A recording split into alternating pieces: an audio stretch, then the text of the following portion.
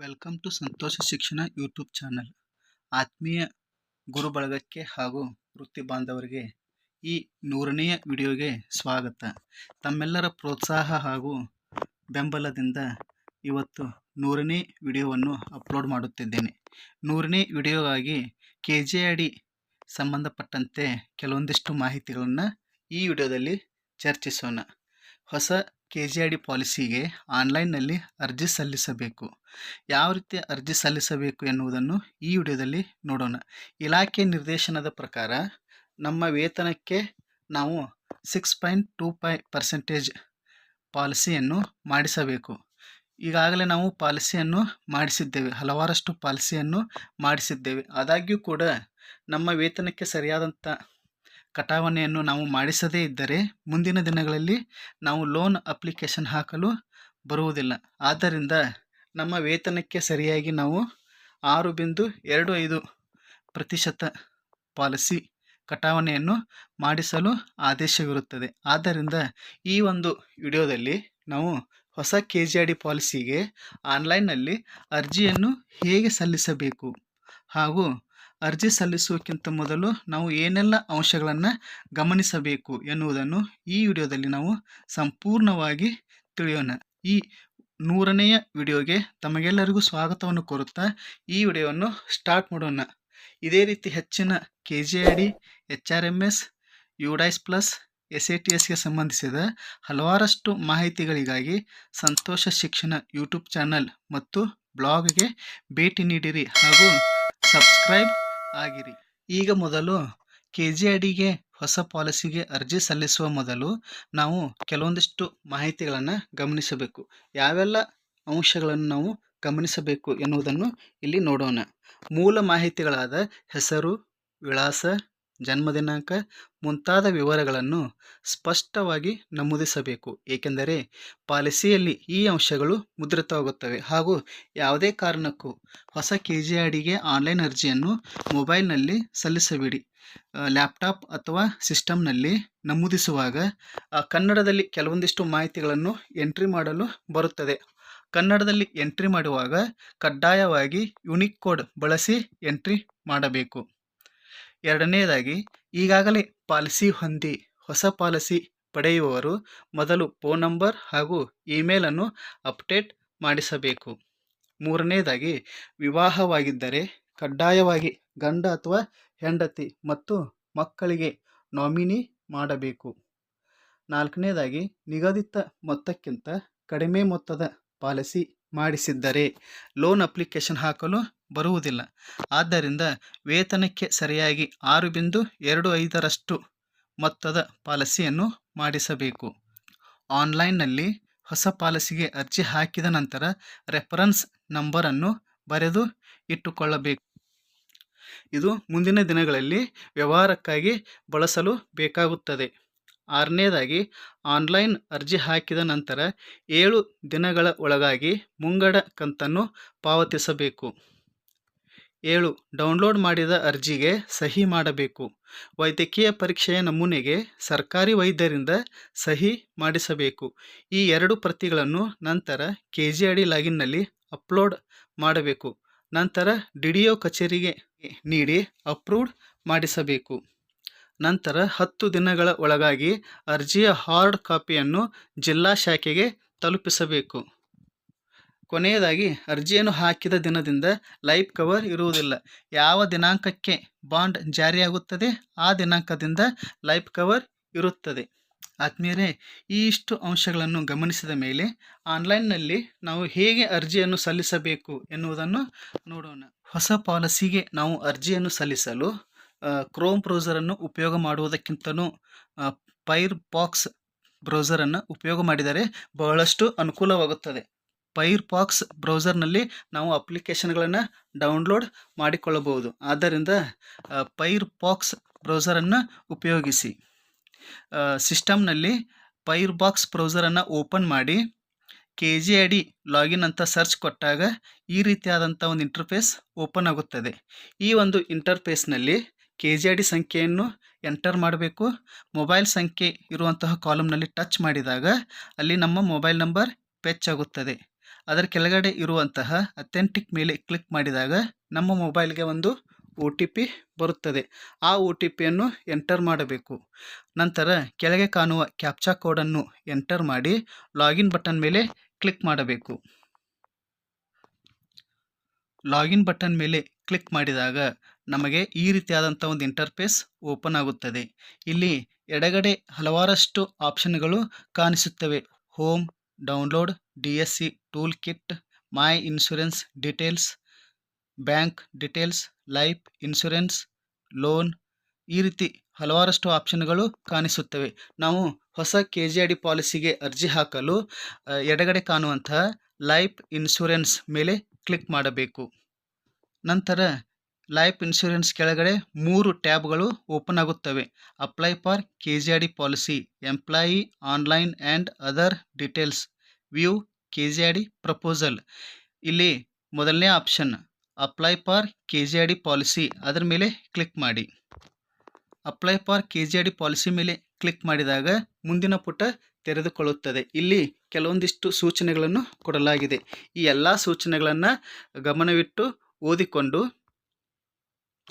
ಕೆಳಗಡೆ ಕಾಣುವಂತಹ check box ಮೇಲೆ ಕ್ಲಿಕ್ ಮಾಡಿ ಪ್ರೊಸೀಡ್ ಟು ಅಪ್ಲಿಕೇಶನ್, ಬ್ಲೂ ಕಲರ್ನಲ್ಲಿ ಇದೆ, ಅದರ ಮೇಲೆ ಕ್ಲಿಕ್ ಮಾಡಬೇಕು.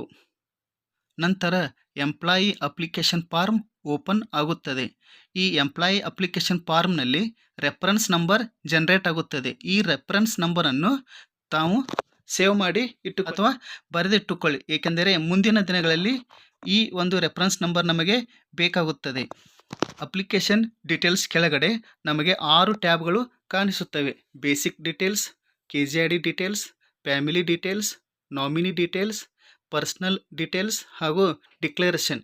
ನಾವು ಒಂದೊಂದೇ ಟ್ಯಾಬನ್ನು ಕಂಪ್ಲೀಟ್ ಮಾಡುತ್ತಾ ಹೋದಾಗೆ ಮುಂದಿನ ಟ್ಯಾಬ್ ಓಪನ್ ಆಗುತ್ತದೆ. ಇವಾಗ ಬೇಸಿಕ್ ಡೀಟೇಲ್ಸ್ನಲ್ಲಿ ಯಾವೆಲ್ಲ ಮಾಹಿತಿಗಳನ್ನು ಎಂಟ್ರಿ ಮಾಡಬೇಕು ಅನ್ನೋದನ್ನು ನೋಡೋಣ. ಈಗಾಗಲೇ ಹಲವಾರಷ್ಟು ಮಾಹಿತಿಗಳು ಆಟೋಮೆಟಿಕ್ಕಾಗಿ ಫೆಚ್ ಆಗಿರುತ್ತವೆ. ಕೆಲವೊಂದಷ್ಟು ಮಾಹಿತಿಗಳನ್ನು ನಾವು ಎಂಟ್ರಿ ಮಾಡಬೇಕು. ಇಲ್ಲಿ ಮುಖ್ಯವಾಗಿ ನಾವು ಗಮನಿಸುವುದಾದರೆ ಕಡ್ಡಾಯವಾಗಿ ಕನ್ನಡದಲ್ಲಿ ಎಂಟ್ರಿ ಮಾಡುವಾಗ ಯೂನಿಕ್ ಕೋಡನ್ನು ಬಳಸಿ ಎಂಟ್ರಿ ಮಾಡಬೇಕು. ಕನ್ನಡದಲ್ಲಿ ನಮ್ಮ ಹೆಸರು ಹಾಗೂ ಮನೆ ವಿಳಾಸವನ್ನು ಎಂಟರ್ ಮಾಡಬೇಕು ಹಾಗೂ ನಮ್ಮ ತಂದೆ ಹೆಸರನ್ನು ಕೂಡ ಕನ್ನಡದಲ್ಲಿ ಎಂಟರ್ ಮಾಡಬೇಕು. ನಂತರ email ID, permanent address, pin code, marital ಸ್ಟೇಟಸ್ನಲ್ಲಿ ಮ್ಯಾರಿಡ್ ಆರ್ ಅನ್ಮ್ಯಾರಿಡ್ ಅಂತ ಸೆಲೆಕ್ಟ್ ಮಾಡಬೇಕು. ಮ್ಯಾರಿಡ್ ಅಂತ ಸೆಲೆಕ್ಟ್ ಮಾಡಿದರೆ ಸ್ಪಾಸ್ ನೇಮ್ ಎಂಟರ್ ಮಾಡಬೇಕು. ಕನ್ನಡದಲ್ಲಿಯೂ ಕೂಡ ಎಂಟರ್ ಮಾಡಬೇಕು. ನಂತರ is spouse state government employee ಅಂತ ಕೇಳುತ್ತೆ. ಎಸ್ ಆರ್ ನೋ ಮೇಲೆ ಕ್ಲಿಕ್ ಮಾಡಬೇಕು. ಎಸ್ ಮೇಲೆ ಕ್ಲಿಕ್ ಮಾಡಿದಾಗ ನಿಮ್ಮ ಸಂಗಾತಿಯ ಪ್ಯಾನ್ ನಂಬರ್ ಅಥವಾ KGID ಸಂಖ್ಯೆಯನ್ನು ಎಂಟರ್ ಮಾಡಿ ಸೇವ್ ಆ್ಯಂಡ್ ನೆಕ್ಸ್ಟ್ ಬಟನ್ ಮೇಲೆ ಕ್ಲಿಕ್ ಮಾಡಿದಾಗ ಎರಡನೇ ಟ್ಯಾಬ್ ತೆರೆದುಕೊಳ್ಳುತ್ತದೆ. ಈಗ ನಮಗೆ ಇಲ್ಲಿ ಎರಡನೇ ಟ್ಯಾಬ್ ಓಪನ್ ಆಗಿದೆ. ಎರಡನೇ ಟ್ಯಾಬ್ KGID ಡೀಟೇಲ್ಸ್. ನಾವು ಈಗಾಗಲೇ ಹಿಂದೆ ಮಾಡಿಸಂತಹ KGID policy number, risk date, premium amount, sum assured ಈ ಮಾಹಿತಿಗಳು ಕಾಣಿಸುತ್ತವೆ. ಇವುಗಳನ್ನು ಒಮ್ಮೆ ಚೆಕ್ ಮಾಡಿಕೊಳ್ಳಿ. ನಾವು ಈಗ ಎಷ್ಟು ಮೊತ್ತದ ಕಟಾವಣೆಯನ್ನು ಮಾಡಿಸಲು ಬಯಸುತ್ತೇವೆ ಆ ಮೊತ್ತವನ್ನು ಎಂಟರ್ ಅಮೌಂಟ್ ಇನ್ ರುಪೀಸ್ ಕಾಲಮ್ನಲ್ಲಿ ಎಂಟರ್ ಮಾಡಬೇಕು. ನಂತರ ಸೇವ್ ಆ್ಯಂಡ್ ನೆಕ್ಸ್ಟ್ ಬಟನ್ ಮೇಲೆ ಕ್ಲಿಕ್ ಮಾಡಿದಾಗ ಮೂರನೇ ಟ್ಯಾಬ್ ತೆರೆದುಕೊಳ್ಳುತ್ತದೆ. ಮೂರನೇ ಟ್ಯಾಬ್ನಲ್ಲಿ ನಾವು ಫ್ಯಾಮಿಲಿ ಡೀಟೇಲ್ಸ್, ನಮ್ಮ ಕುಟುಂಬದ ಸದಸ್ಯರ ಮಾಹಿತಿಯನ್ನು ಎಂಟರ್ ಮಾಡಬೇಕು. ಕುಟುಂಬದ ಸದಸ್ಯರಾದ ತಂದೆ, ತಾಯಿ, ಗಂಡ ಅಥವಾ ಹೆಂಡತಿ, ಮಕ್ಕಳು, ಈ ಒಂದು ಮಾಹಿತಿಯನ್ನು ನಾವು ಒಂದೊಂದಾಗಿ ಎಂಟರ್ ಮಾಡುತ್ತಾ ಆ್ಯಡ್ ಬಟನ್ ಮೇಲೆ ಕ್ಲಿಕ್ ಮಾಡುತ್ತಾ ಹೋಗಬೇಕು. ತಂದೆ ಸೆಲೆಕ್ಟ್ ಮಾಡಿದಾಗ ಇಲ್ಲಿ name of the employee members ಅಲ್ಲಿ ತಂದೆ ಹೆಸರನ್ನು ಟೈಪ್ ಮಾಡಬೇಕು. ನಂತರ ಡೇಟ್ ಆಫ್ ಬರ್ತನ್ನು ಎಂಟರ್ ಮಾಡಿದಾಗ ಏಜ್ ಕಾಲಮ್ನಲ್ಲಿ ಆಟೋಮೆಟಿಕ್ಕಾಗಿ ಅವರ ವಯಸ್ಸು ಜನರೇಟ್ ಆಗುತ್ತದೆ. ನಂತರ ಅಲೈವ್ ಆರ್ ಡೆಡ್ ಮೇಲೆ ಕ್ಲಿಕ್ ಮಾಡಬೇಕು. ಅಲೈವ್ ಮೇಲೆ ಕ್ಲಿಕ್ ಮಾಡಿ ಹೆಲ್ತ್ ಇರುವಂಥ ಕಾಲಮ್ನಲ್ಲಿ ಗುಡ್ ಅಂತ ಟೈಪ್ ಮಾಡಿ ಆ್ಯಡ್ ಬಟನ್ ಮೇಲೆ ಕ್ಲಿಕ್ ಮಾಡಬೇಕು. ಇದೇ ರೀತಿ ನಮ್ಮ ಕುಟುಂಬದ ಎಲ್ಲ ಸದಸ್ಯರ ಮಾಹಿತಿಯನ್ನು ಈ ಒಂದು ಫ್ಯಾಮಿಲಿ ಡೀಟೇಲ್ಸ್ ಟ್ಯಾಬ್ನಲ್ಲಿ ನಾವು ಎಂಟರ್ ಮಾಡುತ್ತಾ ಹೋಗಬೇಕು. ನಮ್ಮ ಕುಟುಂಬದ ಎಲ್ಲ ಸದಸ್ಯರ ಮಾಹಿತಿಯನ್ನು ಎಂಟರ್ ಮಾಡಿದ ಮೇಲೆ ಆ್ಯಕ್ಷನ್ ಕಾಲಮ್ನಲ್ಲಿ ಎಡಿಟ್ ಆರ್ ಡೆಲೀಟ್ ಬಟನ್ಗಳು ಕಾಣಿಸುತ್ತವೆ. ನಾವು ತಪ್ಪಾಗಿ ಎಂಟ್ರಿ ಮಾಡಿದರೆ ಎಡಿಟ್ ಮಾಡಿ ಸರಿಪಡಿಸಬಹುದು, ಅಥವಾ ತಪ್ಪಾದ ಮಾಹಿತಿಯನ್ನು ಎಂಟ್ರಿ ಮಾಡಿದರೆ ಡೆಲೀಟ್ ಬಟನ್ ಮೇಲೆ ಕ್ಲಿಕ್ ಮಾಡಿ ಡಿಲೀಟ್ ಕೂಡ ಮಾಡಬಹುದು. ನಂತರ ಸೇವ್ ಆ್ಯಂಡ್ ನೆಕ್ಸ್ಟ್ ಬಟನ್ ಮೇಲೆ ಕ್ಲಿಕ್ ಮಾಡಿದಾಗ 4ನೆಯ ಟ್ಯಾಬ್ ಓಪನ್ ಆಗುತ್ತದೆ. 4ನೆಯ tab nominee details page open ಆಗುತ್ತದೆ. ಇಲ್ಲಿ ನಾವು ಕಡ್ಡಾಯವಾಗಿ ಮದುವೆಯಾಗಿದ್ದರೆ ಗಂಡ ಅಥವಾ ಹೆಂಡತಿ ಹಾಗೂ ಮಕ್ಕಳು ಇವರಲ್ಲಿ ಯಾರನ್ನಾದರೂ ನಾವು ನಾಮಿನಿ ಮಾಡಬಹುದು. ನೇಮ್ ಆಫ್ ನಾಮಿನಿದಲ್ಲಿ ನಾಮಿನಿ ಮಾಡಲು ಬಯಸುವವರ ಹೆಸರನ್ನು ಟೈಪ್ ಮಾಡಬೇಕು. ನಂತರ ಅವರಿಗೆ ನಾವು ಎಷ್ಟು ಪರ್ಸೆಂಟೇಜ್ ಶೇರನ್ನು ಕೊಡಲು ಇಚ್ಛಿಸುತ್ತೇವೆ ಆ ಶೇರ್ ಪರ್ಸೆಂಟೇಜನ್ನು ನಾವು ಶೇರ್ ಪರ್ಸೆಂಟೇಜ್ ಕಾಲಮ್ನಲ್ಲಿ ಎಂಟರ್ ಮಾಡಬೇಕು. ನಂತರ ಸೇವ್ ಆ್ಯಂಡ್ ನೆಕ್ಸ್ಟ್ ಬಟನ್ ಮೇಲೆ ಕ್ಲಿಕ್ ಮಾಡಿದಾಗ 5ನೆಯ ಟ್ಯಾಬ್ ಓಪನ್ ಆಗುತ್ತದೆ.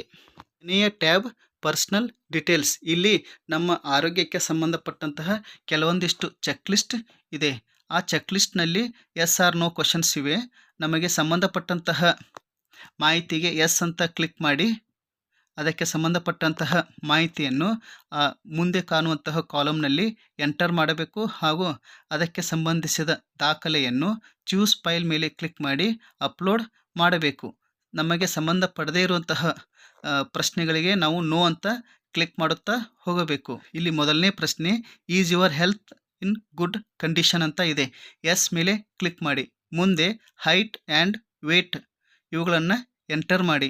ನಂತರ ಬಿ ಇಂದ ಎಫ್ ವರೆಗೆ ಇರುವಂತಹ ಎಲ್ಲ ಪ್ರಶ್ನೆಗಳನ್ನು ಸರಿಯಾಗಿ ಓದಿಕೊಂಡು ಎಸ್ ಆರ್ ನೋ ಮೇಲೆ ಕ್ಲಿಕ್ ಮಾಡಿ. ನಂತರ ಸೇವ್ ಮತ್ತು ನೆಕ್ಸ್ಟ್ ಬಟನ್ ಮೇಲೆ ಕ್ಲಿಕ್ ಮಾಡಿದಾಗ ನಮಗೆ 6ನೇ ಟ್ಯಾಬ್ ಡಿಕ್ಲರೇಷನ್ ಓಪನ್ ಆಗುತ್ತದೆ. ಈ 6ನೇ ಟ್ಯಾಬ್ ಆದಂತಹ ಡಿಕ್ಲರೇಷನ್ನಲ್ಲಿ 4 ಸೂಚನೆಗಳನ್ನು ಕೊಡಲಾಗಿದೆ. ಈ 4 ಸೂಚನೆಗಳನ್ನು ಸರಿಯಾಗಿ ಓದಿಕೊಂಡು ಚೆಕ್ ಬಾಕ್ಸ್ ಮೇಲೆ ಕ್ಲಿಕ್ ಮಾಡಿ. ನಂತರ ಸೇವ್ ಆ್ಯಂಡ್ ಫಿನಿಶ್ ಬಟನ್ ಮೇಲೆ ಕ್ಲಿಕ್ ಮಾಡಬೇಕು. ಮೊದಲು ಸೇವ್ ಬಟನ್ ಮೇಲೆ ಕ್ಲಿಕ್ ಮಾಡಿ. ನಂತರ ಫಿನಿಶ್ ಬಟನ್ ಮೇಲೆ ಕ್ಲಿಕ್ ಮಾಡಿದಾಗ ನಮಗೆ ಪೇಮೆಂಟ್ ಡೀಟೇಲ್ಸ್ ಟ್ಯಾಬ್ ಓಪನ್ ಆಗುತ್ತದೆ. ಈ ರೀತಿ ಪೇಮೆಂಟ್ ಡೀಟೇಲ್ಸ್ನಲ್ಲಿ ಒಂದು ಚಲನ್ ಜನರೇಟ್ ಆಗುತ್ತದೆ. ಈ ಚಲನ್ನಲ್ಲಿ ಇರುವಂತಹ ಮಾಹಿತಿಗಳನ್ನು ಸರಿಯಾಗಿ ನೋಡಿಕೊಂಡು ನಾವು ಕಡ್ಡಾಯವಾಗಿ ಮೊದಲನೇ ಕಂತನ್ನು K2 ಮೂಲಕ ಕಟಾವಣೆ ಮಾಡಬೇಕಾಗಿರುತ್ತದೆ. ಆದ್ದರಿಂದ ಪೇ ಥ್ರೂ K2 ಅದರ ಮೇಲೆ ಕ್ಲಿಕ್ ಮಾಡಿ. ಪೇ ಥ್ರೂ K2 ಮೇಲೆ ಕ್ಲಿಕ್ ಮಾಡಿದಾಗ ನಮಗೆ ಪೇಮೆಂಟ್ ಡೀಟೇಲ್ಸ್ನ ಮತ್ತೊಂದು ಪೇಜ್ ಓಪನ್ ಆಗುತ್ತದೆ. ಇಲ್ಲಿ ಪಾವತಿಯ 3 ಆಪ್ಷನ್ಗಳು ಇರುತ್ತವೆ. Net banking, NEFT, debit card. ಇದರಲ್ಲಿ ಯಾವುದಾದ್ರೂ ಒಂದನ್ನು ಸೆಲೆಕ್ಟ್ ಮಾಡಿಕೊಳ್ಳಿ. ಡೆಬಿಟ್ ಕಾರ್ಡನ್ನು ಸೆಲೆಕ್ಟ್ ಮಾಡಿದರೆ ಬಹಳಷ್ಟು ಸರಳವಾಗುತ್ತದೆ. ಉದಾಹರಣೆಗಾಗಿ ಡೆಬಿಟ್ ಕಾರ್ಡನ್ನು ಸೆಲೆಕ್ಟ್ ಮಾಡಿ. ಇಲ್ಲಿ ಟೈಪ್ಸ್ ಆಫ್ ಅಗ್ರಿಗೇಟರ್ ಅಂತ ಕಾಣಿಸುತ್ತದೆ. ಇಲ್ಲಿ SBI ಹಾಗೂ ICICI 2 ಆಪ್ಷನ್ಗಳು ಇರುತ್ತವೆ. ಯಾವುದಾದರೂ ಒಂದನ್ನು ಸೆಲೆಕ್ಟ್ ಮಾಡಿ. ಇಲ್ಲಿ ಕಾಣುವಂತಹ ಕ್ಯಾಪ್ಚಾ ಕೋಡನ್ನು ಎಂಟರ್ ಮಾಡಿ 2 ಚೆಕ್ ಬಾಕ್ಸ್ ಮೇಲೆ ಕ್ಲಿಕ್ ಮಾಡಿ ಸಲ್ಲಿಸು ಬಟನ್ ಮೇಲೆ ಕ್ಲಿಕ್ ಮಾಡಿ. ಸಲ್ಲಿಸು ಬಟನ್ ಮೇಲೆ ಕ್ಲಿಕ್ ಮಾಡಿದಾಗ ಪೇಮೆಂಟ್ ಡೀಟೇಲ್ಸ್ನ ಮುಂದಿನ ಪುಟ ತೆರೆದುಕೊಳ್ಳುತ್ತದೆ. ಇಲ್ಲಿ ನಾವು 3 ಆಯ್ಕೆಗಳಲ್ಲಿ ಯಾವುದಾದರೂ ಒಂದು ಆಯ್ಕೆಯನ್ನು ಸೆಲೆಕ್ಟ್ ಮಾಡಿ ಪೇಮೆಂಟ್ ಮಾಡಬಹುದು. Debit card, internet banking, UPI. ನಾವು ಡೆಬಿಟ್ ಕಾರ್ಡ್ ಅಥವಾ UPI ಮೂಲಕ ಈಸಿಯಾಗಿ ಪೇಮೆಂಟ್ ಮಾಡಬಹುದು. ಉದಾಹರಣೆಗಾಗಿ UPI ಮೇಲೆ ಸೆಲೆಕ್ಟ್ ಮಾಡಿ. UPI ಮೇಲೆ ಸೆಲೆಕ್ಟ್ ಮಾಡಿದಾಗ please select UPI payment option ಅಂತ ಕೇಳುತ್ತೆ. ಇಲ್ಲಿ 2 ಆಪ್ಷನ್ಗಳು ಇವೆ. Enter UPI ID or UPI QR code. ನಾವು UPI QR ಕೋಡ್ ಮೇಲೆ ಕ್ಲಿಕ್ ಮಾಡಿದಾಗ ಒಂದು QR ಕೋಡ್ ಜನರೇಟ್ ಆಗುತ್ತದೆ. ಈ QR ಕೋಡನ್ನು ನಮ್ಮ ಫೋನ್ಪೇ ಅಥವಾ ಗೂಗಲ್ ಪೇ ಮೂಲಕ ಸ್ಕ್ಯಾನ್ ಮಾಡಿ ನಾವು ಪೇಮೆಂಟನ್ನು ಮಾಡಬಹುದು. ಪೇಮೆಂಟ್ ಮಾಡಿದ ತಕ್ಷಣ ನೆಕ್ಸ್ಟ್ ಪೇಜ್ ಓಪನ್ ಆಗುತ್ತದೆ. ಈ ರೀತಿ ಒಂದು ಚಲನ್ ಜನರೇಟ್ ಆಗುತ್ತದೆ. ಈ ಚಲನನ್ನು ನಾವು ಇಲ್ಲಿ ಪ್ರಿಂಟ್ ಆಪ್ಷನ್ ಮೇಲೆ ಕ್ಲಿಕ್ ಮಾಡಿ ಈ ಚಲನನ್ನು ಪ್ರಿಂಟ್ ತೆಗೆದುಕೊಳ್ಳಬೇಕು. ಹಾಗೂ ಕೆಳಗಡೆ ಕಾಣುವಂತಹ ಫಿನಿಶ್ ಬಟನ್ ಮೇಲೆ ಕ್ಲಿಕ್ ಮಾಡಿದಾಗ 2 ಫಾರ್ಮ್ಗಳು ಡೌನ್ಲೋಡ್ ಆಗುತ್ತವೆ. ಒಂದು ಫಾರ್ಮ್ ಪ್ರಪೋಸಲ್ ಫಾರ್ಮ್, ಇನ್ನೊಂದು ಫಾರ್ಮ್ ಮೆಡಿಕಲ್ ಫಾರ್ಮ್. ಈ 2 ಫಾರ್ಮ್ಗಳಿಗೆ ನಾವು ಸಹಿ ಮಾಡಿಸಿ ಈ 2 ಫಾರ್ಮ್ಗಳನ್ನು ನಾವು ಮತ್ತೆ ಅಪ್ಲೋಡ್ ಮಾಡಬೇಕು. ಪ್ರಪೋಸಲ್ ಫಾರ್ಮ್ಗೆ ನಮ್ಮ ಸಹಿಯನ್ನು ಮಾಡಬೇಕು ಹಾಗೂ DDO ಅವರ ಸಹಿಯನ್ನು ಮಾಡಿಸಬೇಕು. ನಂತರ ಮೆಡಿಕಲ್ ಫಾರ್ಮ್ಗೆ ನಾವು ಯಾರಾದರೂ ಒಬ್ಬರು ಸರ್ಕಾರಿ ವೈದ್ಯರ ಸಹಿಯನ್ನು ಮಾಡಿಸಬೇಕು. ನಾವು 7 ದಿನಗಳ ಒಳಗಾಗಿ ಪ್ರಪೋಸಲ್ ಫಾರ್ಮ್ ಹಾಗೂ ಮೆಡಿಕಲ್ ಫಾರ್ಮ್ಗಳಿಗೆ ಸಂಬಂಧಪಟ್ಟ ಅಧಿಕಾರಿಗಳ ಸಹಿಯನ್ನು ಮಾಡಿಸಿ ಮತ್ತು ನಾವು KZAD ಲಾಗಿನ್ ಆಗಿ ಅವುಗಳನ್ನು ಅಪ್ಲೋಡ್ ಮಾಡಬೇಕು. ನಾವು KZAD ಲಾಗಿನ್ ಆಗಿ ಲೈಫ್ ಇನ್ಶೂರೆನ್ಸ್ ಮೇಲೆ ಕ್ಲಿಕ್ ಮಾಡಿದಾಗ ಈ ರೀತಿಯಾದಂಥ ಒಂದು ಇಂಟರ್ಫೇಸ್ ಓಪನ್ ಆಗುತ್ತದೆ. ಇಲ್ಲಿ 2 ಆಪ್ಷನ್ಗಳು ಇವೆ, upload proposal form, upload medical form. Proposal ಫಾರ್ಮ್ಗೆ ಕೆಳಗಡೆ ಒಂದು ಆಪ್ಷನ್ ಇದೆ, please name the with generated proposal reference number and upload for example. Reference ನಂಬರನ್ನು ಟೈಪ್ ಮಾಡಿ ಅಂಡರ್ಸ್ಕೋರನ್ನು ಕೊಟ್ಟು ಪ್ರಪೋಸಲ್ ಅಂತ ಟೈಪ್ ಮಾಡಿ ನಾವು PDF ಸೇವ್ ಮಾಡಿಕೊಳ್ಳಬೇಕು. ಅದೇ ರೀತಿ ಮೆಡಿಕಲ್ ಫಾರ್ಮ್ನು ಕೂಡ MER ಅಂತ ಹೆಸರು ಕೊಟ್ಟು ಸೇವ್ ಮಾಡಿಕೊಳ್ಳಬೇಕು. ನಂತರ ಆ 2 ಫಾರ್ಮ್ಗಳನ್ನು ಚೂಸ್ ಫೈಲ್ ಮೇಲೆ ಕ್ಲಿಕ್ ಮಾಡಿ ಅಪ್ಲೋಡ್ ಮಾಡಬೇಕು. ಕೆಳಗಡೆ ಸಬ್ಮಿಟ್ ಇ-ಸೈನ್ ಅಂತ ಆಪ್ಷನ್ ಇದೆ. ಸಬ್ಮಿಟ್ ಇ-ಸೈನ್ ಮೇಲೆ ಕ್ಲಿಕ್ ಮಾಡಿ ನಾವು ಆಧಾರ್ ನಂಬರ್ ಮೂಲಕ ನಾವು ಇ-ಸೈನನ್ನು ಮಾಡಿ ಕೊನೆಯದಾಗಿ ಫೈನಲ್ ಸಬ್ಮಿಷನ್ನ ಕೊಡಬೇಕು. ಫೈನಲ್ ಸಬ್ಮಿಷನ್ ಕೊಟ್ಟ ನಂತರ 7 ದಿನಗಳ ಒಳಗಾಗಿ ನಾವು ನಮ್ಮ DDO ಕಚೇರಿಯಿಂದ ಈ ಒಂದು ಅಪ್ಲಿಕೇಶನನ್ನು ಅಪ್ರೂವಲ್ ಮಾಡಿಸಿ ಜಿಲ್ಲಾ ಕಚೇರಿಗೆ ಫಾರ್ವರ್ಡ್ ಮಾಡಿಸಬೇಕು. ಹಾಗೂ ಪ್ರಪೋಸಲ್ ಫಾರ್ಮ್, ಮೆಡಿಕಲ್ ಫಾರ್ಮ್ ಮತ್ತು ಚಲನ್ ಈ 3 ಫಾರ್ಮ್ಗಳನ್ನು ಒಂದು ಕವರಿಂಗ್ ಲೆಟರ್ ಬರೆದು ಜಿಲ್ಲಾ ಕಚೇರಿಗೆ ಸಲ್ಲಿಸಿದಾಗ ನಮಗೆ KZAD ಪಾಲಿಸಿ ಬಾಂಡ್ ಜನರೇಟ್ ಆಗುತ್ತದೆ. ಈ ರೀತಿಯಾಗಿ ನಾವು ಆನ್ಲೈನ್ನಲ್ಲಿ ಹೊಸ ಪಾಲಿಸಿಗೆ ಅರ್ಜಿಯನ್ನು ಸಲ್ಲಿಸಬೇಕು ಎಂದು ಹೇಳುತ್ತಾ ಈ ವಿಡಿಯೋವನ್ನು ಇಲ್ಲಿಗೆ ಮುಗಿಸುತ್ತೇನೆ. ಈ ವಿಡಿಯೋ ಇಷ್ಟವಾದರೆ ಈ ವಿಡಿಯೋಕ್ಕೊಂದು ಲೈಕ್ ಮಾಡಿ, ಶೇರ್ ಮಾಡಿ ಮತ್ತು ಕಮೆಂಟ್ ಮಾಡಿ. ಹಾಗೂ ಇದೇ ರೀತಿ ಹೆಚ್ಚಿನ ಮಾಹಿತಿಗಾಗಿ ಸಂತೋಷ ಶಿಕ್ಷಣ ಯೂಟ್ಯೂಬ್ ಚಾನಲ್ಗೆ ಸಬ್ಸ್ಕ್ರೈಬ್ ಆಗಿರಿ. ಎಲ್ಲರಿಗೂ ಧನ್ಯವಾದಗಳು.